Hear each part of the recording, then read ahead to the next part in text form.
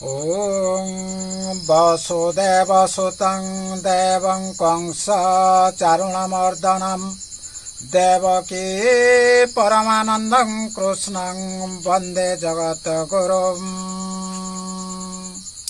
ॐ नमः भगवते वासुदेवाय। ॐ नमः भगवते वासुदेवाय। ॐ नमः भगवते वासुदेवाय। द्वितीय स्कंध प्रथम अध्याय।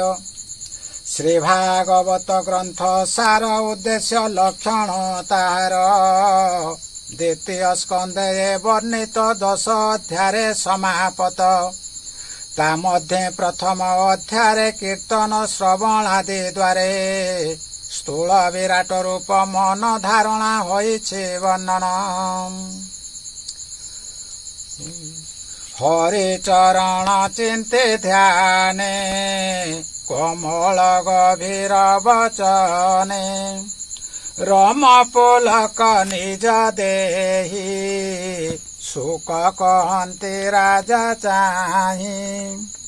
हे परीक्षित नृपवर गरिष्ठ प्रश्न एतहर पचारो जीवल कहिते जे प्रश्न अछि तर चिते।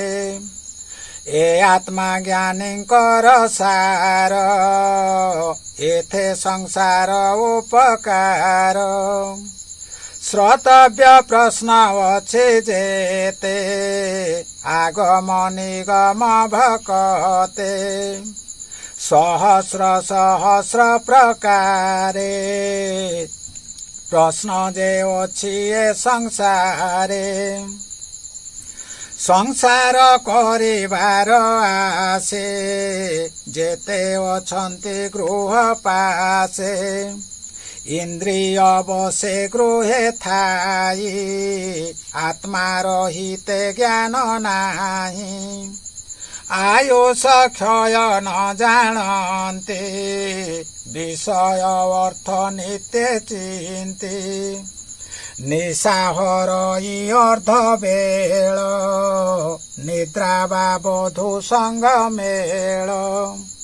दिवसे अर्थ चिंता कूल कुटुंब पोषणे विकल।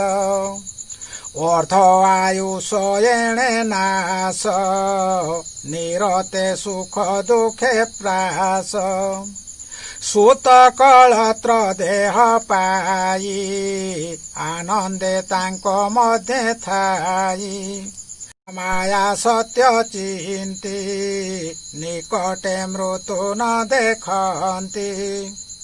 मरण देखो थाई डरे सुख भळे।